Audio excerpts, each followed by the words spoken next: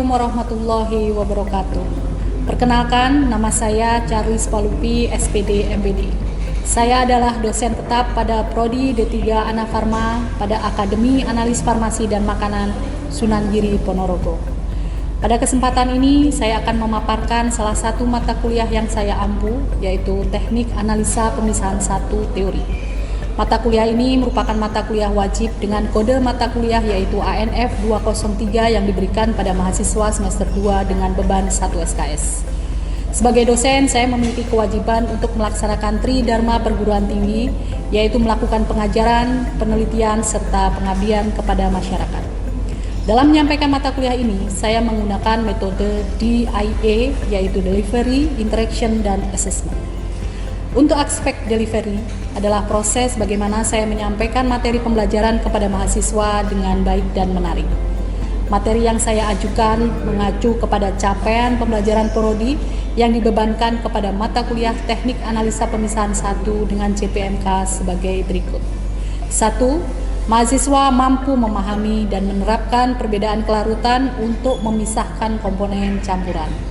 Yang kedua, mahasiswa mampu memahami dan menjelaskan perubahan fase untuk memisahkan komponen campuran dengan standar operasional. 3. Mahasiswa mampu memahami dan menjelaskan cara-cara khusus untuk memisahkan komponen campuran pada sediaan farmasi maupun makanan. Mahasiswa mampu memahami dan menjelaskan proses pemisahan dasar pada bidang farmasi dan makanan. Dari CPMK yang sudah disebutkan, kemudian di breakdown menjadi 9 sub CPMK yang akan terbagi menjadi 14 kali pertemuan. Dalam 14 kali pertemuan tersebut, materi-materi yang disampaikan adalah 1. Larutan dan konsentrasi larutan, 2. Macam-macam metode pemisahan, 3. Ekstraksi, 4. Destilasi, 5. Kristalisasi dan rekristalisasi, 7. Sublimasi. Dalam proses pembelajaran ini, berikut beberapa pustaka primer maupun sekunder yang saya gunakan untuk mendukung proses pembelajaran yang ditampilkan pada PPT berikut.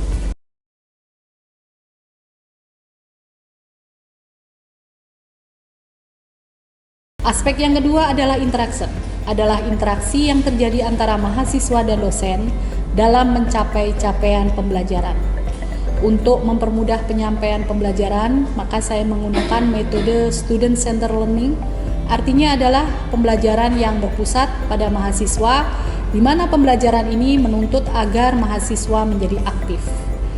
Dalam proses pembelajaran yang digunakan, metode-metode yang digunakan salah satunya adalah cooperative learning. Kemudian pembelajaran berbasis proyek, demonstrasi, dan studi kasus. Metode pembelajaran yang saya pilih disesuaikan dengan karakteristik materi agar materi yang disampaikan akan lebih mudah pada mahasiswa untuk memahaminya. Kemudian adalah proses assessment atau proses penilaian, yaitu proses untuk mengukur kemampuan mahasiswa secara objektif.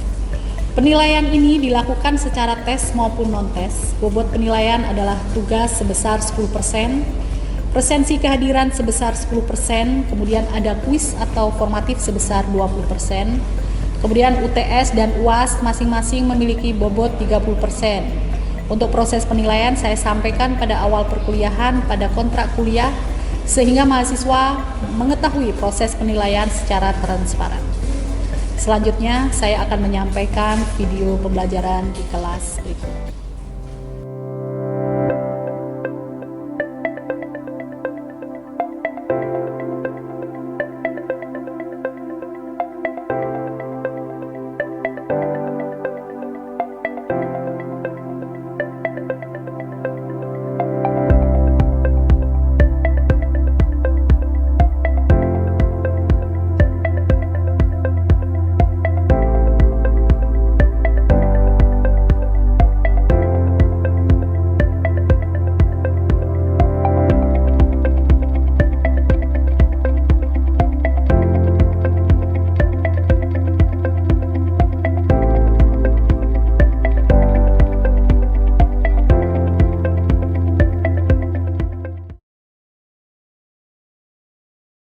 Bismillahirrahmanirrahim. Assalamualaikum warahmatullahi wabarakatuh.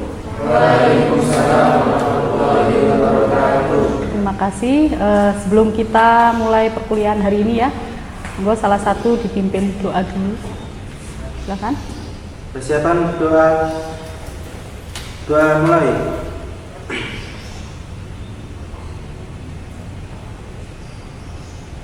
Doa selesai. Amin. Oke, gimana hari ini? Sehat semua? Sudah pada sarapan ya? Oke, semangat untuk hari ini ya. Untuk kita sudah 3 kali pertemuan ya. Jadi untuk tatap muka hari ini materi selanjutnya adalah ekstraksi ya. Kita nge-review dulu. Apa yang dimaksud mata kuliah kemarin ya, apa yang dimaksud dengan metode pemisahan. Ada yang bisa? Ya, silakan Silva. Metode pemisahan adalah teknik yang digunakan untuk memisahkan komponen-komponen dalam campuran sehingga masing-masing komponen dapat diambil secara terpisah. Oke. Jadi metode pemisahan itu adalah suatu teknik ya. Jadi teknik untuk memisahkan baik itu tanaman obat atau sesuatu campuran yang di dalamnya banyak sekali bahan khasiat. Nah, ini mana yang akan kita butuhkan? Pakai metode apa yang harus dilakukan ya. Jadi kita memilih metode pelaksanaannya ya. Contoh metode pelaksanaannya apa? Kemarin kita sudah ini ya sedikit mereview. Ada yang bisa metode pelaksanaannya? Oke, ya, Aula.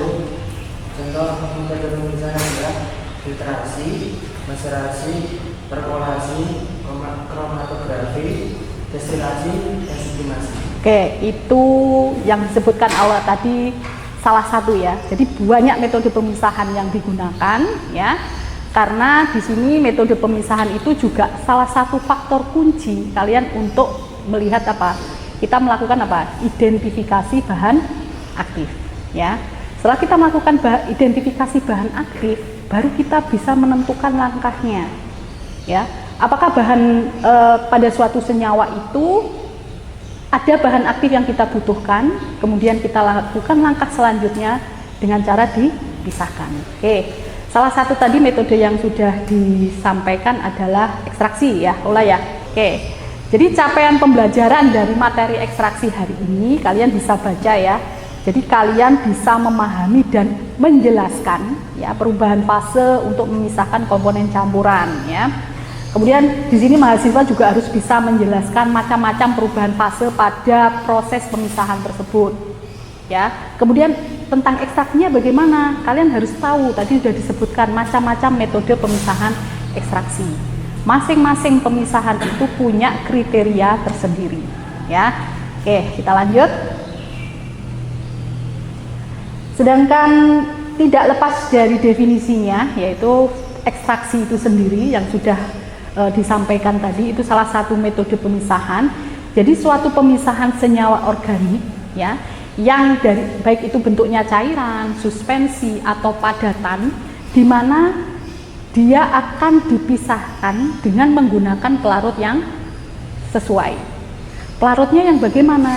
Di mana pelarut yang sesuai ini dia tidak mencampur dengan senyawa yang ada atau tidak bercampur atau tidak bereaksi dengan pelarut yang ada pada induknya atau pada yang mau kita lihat ya. Berarti ini salah satu faktor penting dari ekstraksi adalah pelarut ya. Oke. Ada beberapa istilah ya dalam ekstraksi mungkin ya. Mungkin kalau kalian lihat apa itu ekstraktan, solvent. Nah, itu adalah salah satu senyawa organik dari pelarut organik. Kemudian linarut atau solut. Solut itu adalah apa? Zat yang akan dilarutkan, zat yang mau kita ambil dari tanaman itu apa? Itu istilahnya adalah linarut. Jadi kalian kalau misalnya nanti menemukan jurnal, oh ada istilah linarut dan sebagainya, kalian harus paham, oh ini zat yang mau saya ambil nih pada tanaman ini. Kemudian ada rafinat. Rafinat ini ada senyawa yang akan diekstraksi. Jadi senyawanya apa aja yang mau diekstraksi, ya? Atau yang mau kita ambil itu senyawa apa saja, ya? Kemudian ada istilah miscela. Miscela ini adalah larutan yang mengandung bahan tersari atau bahan-bahan yang mau kita ambil. Jadi istilah-istilah ini biasanya digunakan pada materi ekstraksi. Oke. Nah, untuk ekstraksi yang diambil apa saja, bisa dari sediaan padat ya, kemudian sediaan tanaman, sediaan hewan, nah itu bisa kita ambil. Nah, dari uraian yang saya tadi itu berarti tujuan dari ekstraksi bisa kita simpulkan ya. Jadi ekstraksi itu kita mau melihat apa? Identitas senyawa kimia yang dari suatu sampel. Oke. Dari materi yang saya sampaikan tadi, kita bisa menyimpulkan apa itu tujuan dari ekstraksi. Tujuannya apa? Kita pengen melihat nih identitas senyawa kimia pada sampel, baik itu nabati, hewani ya, atau berupa wujud padatan, larutan, itu bahan aktifnya apa tuh di dalamnya itu. Ya, itu dengan cara ekstraksi ya. Jadi kita melakukan identitas. Kemudian yang kedua, ini kita pengen melihat senyawa-senyawa yang ada itu, misalnya contohnya ada alkaloid, flavonoid, tanin, saponin. Ini walaupun strukturnya belum diketahui ya, ini kita akan menemukan nih. Kita lakukan ini ada nggak ya tanaman ini pada tanaman itu? Ada nggak bahan aktif flavonoid, alkaloid itu pada tanaman itu? Kita harus tahu dulu, jangan kita istilahnya terbuang sia-sia, kita tidak ada komposisinya, tapi kita sudah melakukan identifikasi. Minimal kita harus tahu dulu. Kemudian tujuan selanjutnya apalagi? Yaitu organisme tanaman atau hewan ini biasanya digunakan dalam pengobatan tradisional. Ya, jadi tanaman-tanaman yang diekstraksi itu biasanya bahan aktifnya itu digunakan sebagai pengobatan tradisional. Kemudian sifat senyawa yang diisolasi juga belum ditentukan dengan cara apapun. Jadi untuk tujuan ekstraksi ini memang kita harus lebih detail cara melihat sampelnya bagaimana. Oke. Sekarang mungkin dari sini ada yang saya tanyakan, contoh tanaman-tanaman obat yang ada di sekitar kalian. Jadi memang tanaman herbal yang bisa digunakan untuk pengobatan. Krisna bisa jawab? Kunyit untuk anti diare Bu. Ya, Jahe untuk pegal, masuk angin. Daun sirih antiseptik alami, daun tapak darah anti kanker. Oke, tadi disebutkan ada di sekitarmu ya Krisna ya? Ya. Ya, oke. Jadi tanaman obat itu ternyata di sekitar kita itu banyak ya. Cuma kita nggak tahu nih manfaatnya untuk apa. Taunya dari nenek moyang ini pengobatan untuk ini ya. Tapi sebenarnya itu bahan itu bisa kita lakukan identifikasi ya, identifikasinya yang kita sebutkan tadi. Tadi mungkin sudah dijawab sama Krisna ya. Nah, bahan aktifnya apa saja? Bahan aktif itu ternyata banyak pada tanaman. Tadi sudah saya sebutkan apa saja? Ada alkaloid, flavonoid, tanin, saponin, natrium dan lain-lain. Banyak sekali ya. Ini hanya salah satu saja. Dari sini kita bisa, saya akan sedikitkan mengurai apa tuh fungsinya alkaloid, apa sih isinya flavonoid ya pada tanaman obat ini kita bisa. Jadi kalau alkaloid itu biasanya ditemukan dia mempunyai efek fisiologis, jadi efek terapi yang sangat kuat pada baik itu manusia atau hewan ya, karena sifatnya dapat mempengaruhi sistem saraf pusat ya. Dia bisa mengurangi rasa sakit ya, kemudian sebagai pengobatan juga untuk dilakukan berbagai penyakit. Contohnya apa saja sih tanamannya? Tadi sudah ada yang disebutkan, walaupun ternyata yang mengandung alkaloid itu ada temulawak ya. Dia berguna untuk meningkatkan nafsu makan, kesehatan liver, itu salah satu. Kemudian ada sambiloto. Nah, ada pernah dengar daun sambiloto itu ternyata banyak sekali manfaatnya ya. Kemudian ada jarak, tapi kalau jarak ini lebih berhati-hati ya, karena kalau kita tidak tahu pemakaiannya itu bisa bersifat toksik. Oke. Kemudian kalau flavonoid itu apa ya? Flavonoid itu juga banyak ditemukan ya pada tanaman. Dia biasanya memberikan warna cerah pada bunga dan buah. Jadi bunga yang ada kandungan flavonoidnya itu biasanya warnanya cerah-cerah nih. Nah, itu kita biasanya untuk apa manfaatnya dari tanaman itu? Bisa sebagai antiinflamasi ya, anti penurun, anti alergi ya, itu kita bisa lakukan. Kemudian ada juga perlindungan terhadap penyakit jantung. Jadi materi ini atau kegunaan ini sudah pernah dilakukan. Jadi kalian bisa lihat di jurnal, walaupun belum dimanfaatkan sebagai benar-benar maksimal, mungkin dilakukan beberapa penelitian yang lebih lanjut. Oke, Kemudian apalagi tadi contohnya ya, kalau untuk flavonoid adalah teh hijau, kunyit, ya itu. Kemudian tanin, ada beberapa tanin tadi ya. Tanin ini adalah senyawa polifenol yang biasanya ditemukan dalam banyak tanaman, dia bersifat astringent. Jadi contohnya dikenal karena sifat antioksidannya. Ya. Dalam antioksidan ini fungsinya untuk apa toh antioksidan itu? Yaitu menangkal radikal bebas. Radikal bebas itu apa? Bisa dari polusi udara, polusi sekitar, ya, polusi-polusi yang ada di sekitar. Oke. Contohnya apa nih? Yang ada kandungannya tanin, teh, ya. Teh itu semakin pahit, itu taninnya juga semakin tinggi, ya. Jadi teh hijau, teh apa lagi? Teh biasa ya, teh seperti yang biasa di. Kemudian kacang tanah, buah delima itu ternyata mengandung kandungan tanin yang tinggi. Oke, dari yang saya jelaskan tadi, beberapa tanaman yang mengandung bahan aktif, contoh tanin, flavonoid ya, alkaloid. Nah, kira-kira kalau kita mau melakukan suatu analisa tanaman, ya, itu selain metode dan sebagainya itu kita memang harus diperlukan. Nah, sebelum kita lanjut ke materi atau bagian selanjutnya, ada pertanyaan? Saya ingin Ya. bertanya, Ya. apa yang harus dilakukan pertama kali saat melakukan analisa? Oke, pertanyaan yang bagus ya. Jadi tadi tahap-tahap awal kita sudah berbicara ya.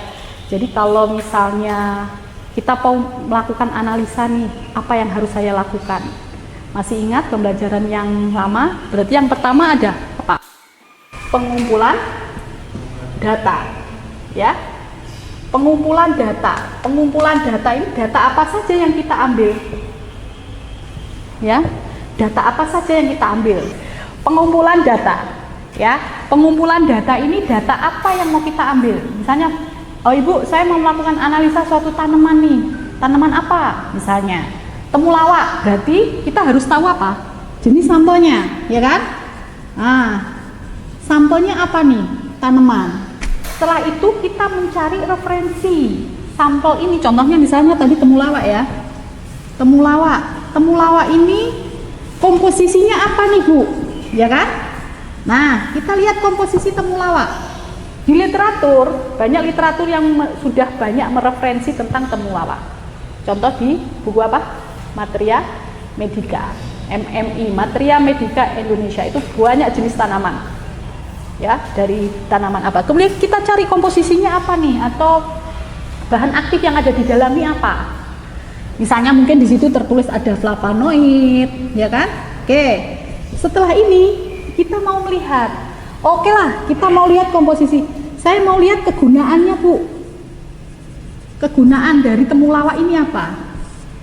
Skupnya kita kecilkan dulu nih. Oh, ini temulawak dari flavonoidnya kita lakukan untuk penyakit ini, misalnya disebutkan seperti itu. Nah dari sini nanti baru kita melakukan apa?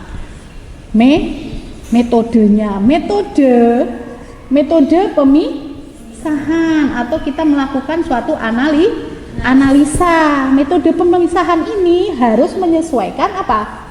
Bahan aktif yang mau kita uji. Bahan aktif yang mau kita lihat apa? Flavonoid. Berarti kita harus melihat apanya? Sifat kelarutannya. Oke. Terus apa lagi? pH-nya bagaimana? Sesuai atau tidak? Dia mempunyai sifat kelarutan, atau sifat kelarutan berarti sifat fisik ya. Sifat kimianya bagaimana? Dari metode ini kita akan bisa menentukan metode pemisahan apa yang akan kita lakukan. Ya, bisa lewat ekstraksi. Ya kan? Ekstraksi kan banyak, nanti kita akan bahas di sini. Ekstraksi apa yang harus kita lakukan untuk ini? Ya, gitu ya. Jadi nilai tadi pertanyaannya ya. Kemudian langkah selanjutnya apa, Bu? Setelah kita lakukan suatu analisa, kita lakukan ke dilakukan metode pemisahan yang sesuai, baru kita akan mendapatkan hasil dari percobaan yang kita inginkan. Akhirnya apa yang didapat? Suatu kesimpulan. Oke, dari kesimpulan ini, pada awal kita melakukan suatu analisa, itu kita harus lihat nih jumlah sampel yang saya gunakan berapa, sedikit apa banyak, gitu ya. Jadi itu ya nilai ya, nanti Itu salah satu. Jadi apa yang harus saya lakukan nih kalau saya sudah mendapatkan suatu sampel.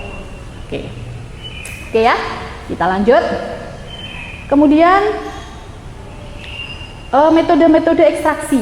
Nah, ini kita akan bahas setelah kita lihat bagaimana komposisinya yang mau kita lihat, kita ambil tadi ya, bahan-bahan aktif yang kita ambil. Kemudian apa yang mau kita lakukan dengan metode yang mau kita untuk bahan aktif itu. Nah, untuk metode ekstraksi itu kita bagi, ada ekstraksi dengan pelarut ya, kemudian menggunakan destilasi uap, kemudian ada cara lain. Yang ekstraksi dengan pelarut bagaimana? Ada yang menggunakan cara dingin. Nah, contoh ekstraksi dengan pelarut cara dingin adalah maserasi dan perkolasi. Ini masing-masing berbeda. Nanti pada subunit selanjutnya nanti kita akan jelaskan lebih detail. Kemudian kalau ya cara panas, salah satunya menggunakan reflux, shocklet, ya. Kemudian menggunakan infus, dekok, ya, itu salah satu metode panas. Bedanya apa nih? Dingin sama panas. Nah, kalau kita menentukan metode ekstraksi dengan menggunakan pelarut, itu kita harus tahu bahan aktif yang ada tanaman itu dia tahan panas atau tidak. Kalau dia rusak dengan panas, berarti kita pakai metode yang dingin. Kalau metode ini dia tahan terhadap panas, berarti pakai metode panas. Kita bisa lakukan, ya.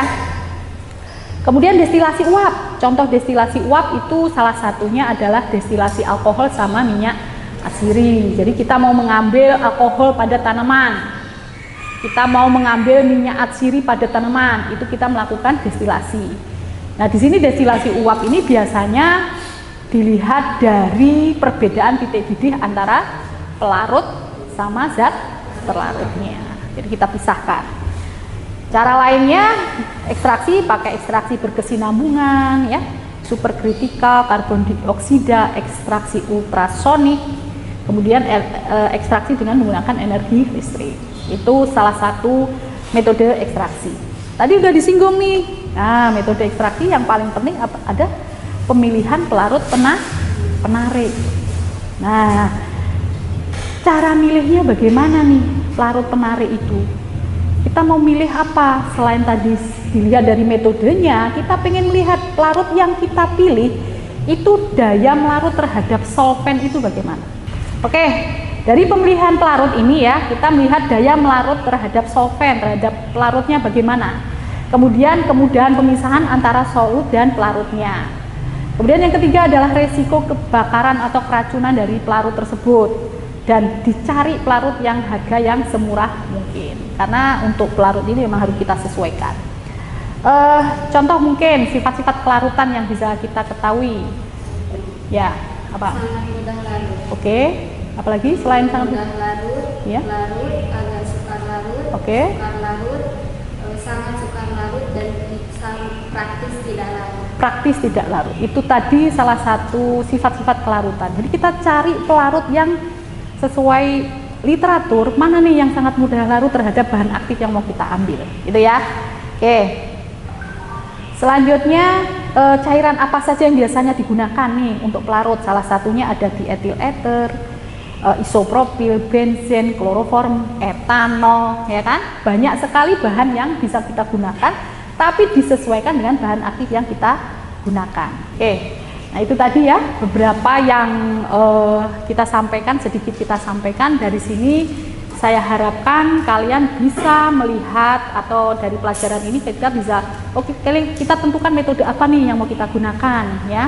Untuk sebagai penutup, jika tidak ada pertanyaan lain ya, tugas seperti biasa di akhir mata kuliah, silahkan kalian cari jurnal nih tentang tanaman yang bisa digunakan sebagai pengobatan dan metode apa yang digunakan. Oke, hubungan di depan. Kemudian untuk materi hari ini kalian sudah menguasai apa di materi yang saya sampaikan, sudah saya kirimkan di formnya ya. Jadi silakan diisi. Kalian kita tunggu sampai jam 5 ya. Sore nanti silakan kita pengen lihat nih evaluasinya. Kamu sudah mampu atau belum sesuai dengan kompetensi yang saya inginkan. Sebelum kita tutup kuliah hari ini ya, dan selalu kesehatan. Assalamualaikum warahmatullahi wabarakatuh.